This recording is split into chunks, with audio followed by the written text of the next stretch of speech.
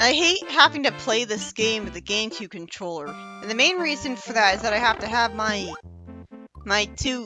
thumb and my other finger in a, like, kind of a lobster shape, because I'm always having to hold down the run button, but I also have to always be able to press the B button.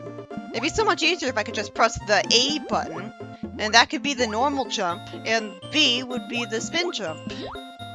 I mean, you look at later games, and they don't have the normal jump button be the B button. It's A. A is always the action button. These fish are always sleeping until you approach them, then they start running after you.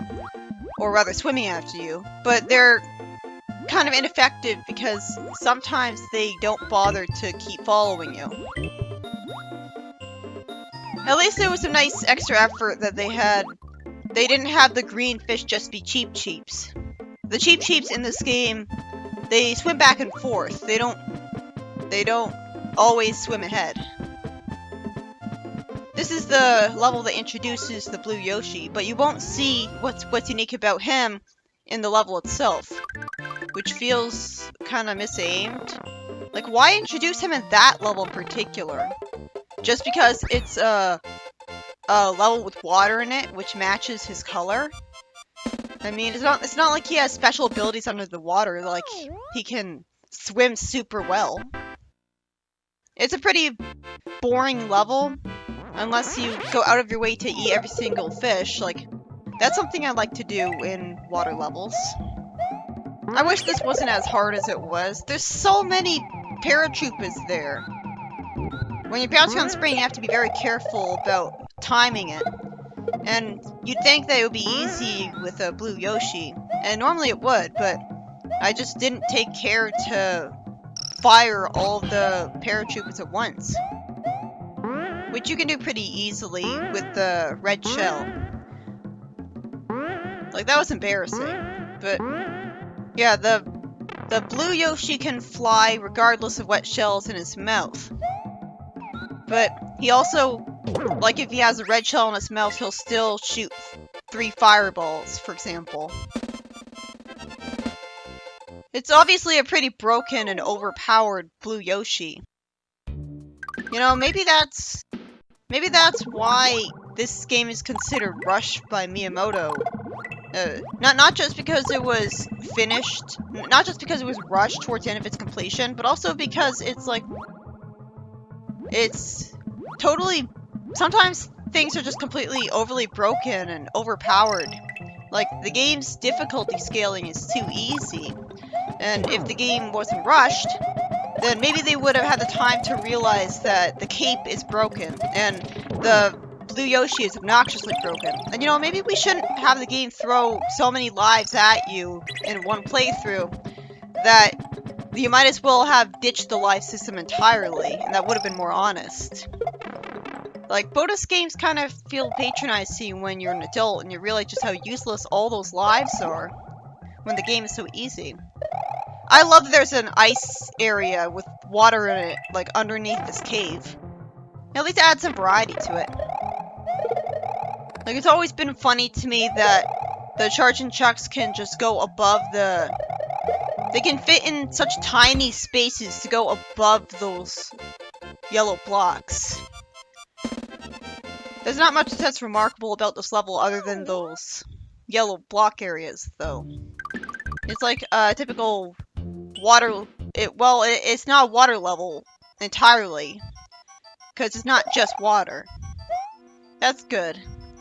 I'm glad that this game has not just water levels, but areas with water in it. But yeah, you can glitch a Yoshi into a haunted house, but there's a sprite in every room in a haunted house that gets rid of the Yoshi. So, like, if you enter a door when you have a Yoshi when you're not supposed to have one, the Yoshi will be gone the next time you spawn anyways. If you jump on certain platforms like this, then eventually you'll get a 1-up.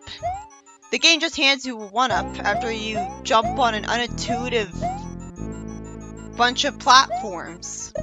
I don't know how you're supposed to know how you're supposed to summon that 1-up. All the platforms look the same. And like again, like 1-ups are so unneeded in this game because of how easy the levels are. Like especially because you can slow your descent with the cape. So it's not like the platforming is ever super precise. These rings of boos are always really annoying because they just make you wait. Like, that's not challenging, that's just so boring. Although I do like that they put in the extra effort to have multiple different sprites of boos in that ring of boos.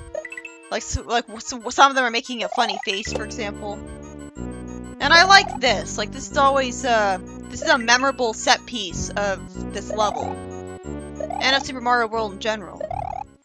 Like I don't know what those floating green things are supposed to be, but for some reason you can do the spin jump off them. Imagine how much harder this game would be if you didn't know that you could arbitrarily spin jump off stuff like that and not take damage. I don't know how you're supposed to know that, but yeah.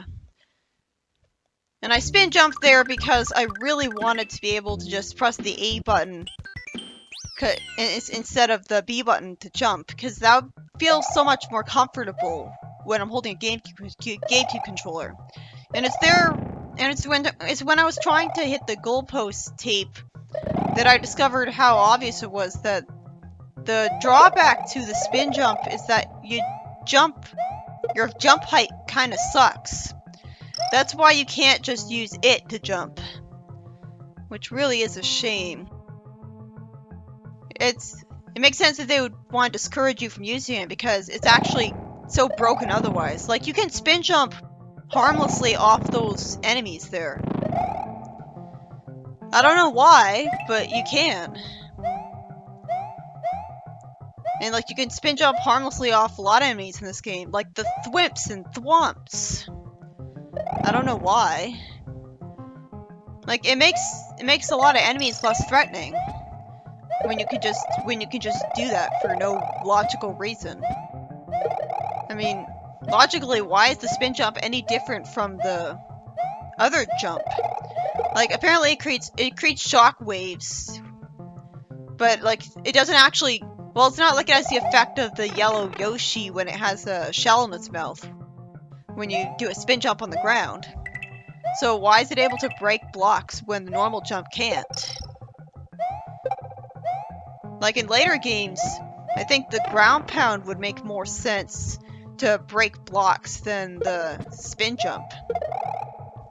I like that there was an ice area in this level too. Although it doesn't actually make any sense since there's lava in this level. So I guess the pipe was a portal to the Arctic, because how does ice not get melted otherwise? The Yoshi is pretty tricky to get in this level. But if you time your jump right, you can get it pretty easily. Obviously the triangle things, you can run up them if you're at full speed with Mario. But Yoshi, I thought I was gonna die there, but because I had the cape and Yoshi, I didn't. But yeah, Yoshi bounces off the triangles. Like, I'm not gonna go back to the top secret area. It just feels like it's cheating.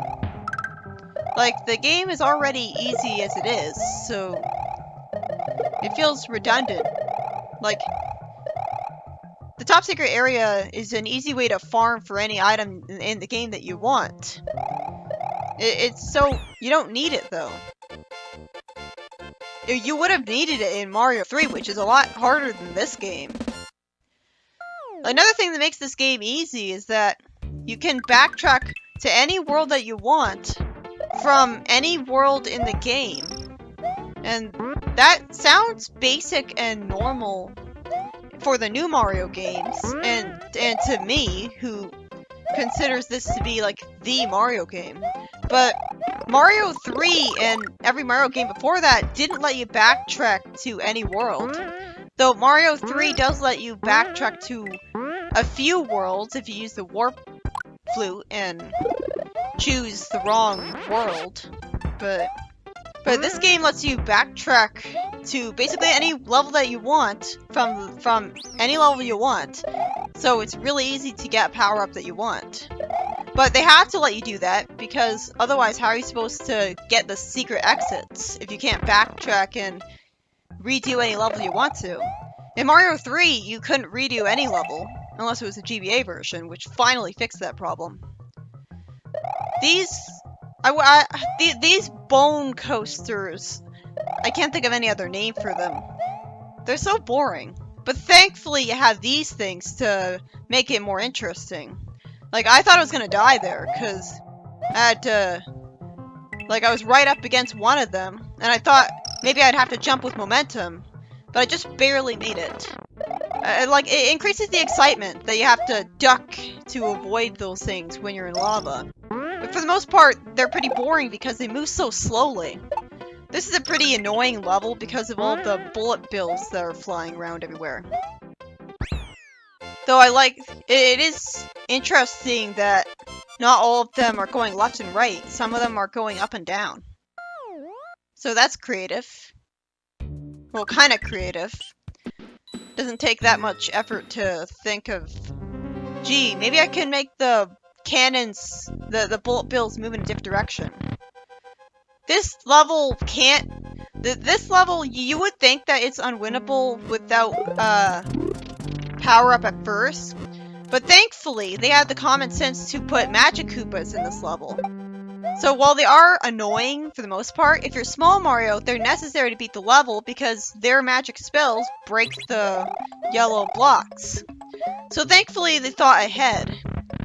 I used to think it was pretty difficult to jump onto the door that you need the P-switch to enter. But it's not really that hard. You just have to spin... Yeah, you just have to use the cape to make the yellow block that's annoyingly in your way start spinning, so you can just jump past it. I really like that you can make the camera, like, go ahead of you by pressing the R button. And pressing the L button makes the camera go to the left of you. It's just that the only reason I don't always have the camera like that is because there's no option to have it be that way always, like, by default. So, even though this makes the platforming so much easier, like, you have more time to react to what's ahead of you when the camera is scrolled ahead. I wish Sonic had a camera like that. But unfortunately, I feel too lazy to press the R button every single time at the start of every level. So that's why I'm not always using it. Plus, when you're in a room that's not horizontally scrolling, you can't take advantage of that anyways. You're always going to be in the center of the camera in that case. This boss, it's pretty tricky to dodge the fireball, but it's not so bad if you know that somehow you can spin jump on it and not get damaged at all. So, the fireball's not as intimidating as you'd think. I was glad that I was right about where Lemmy was going to show up being in kind of a predictable pattern. He doesn't show up in the same place every time. Or at least he didn't for me. So that was good. I just had to remember where he last was. Where did Mario get that hammer? Sure was convenient for him that he had a hammer in the first place.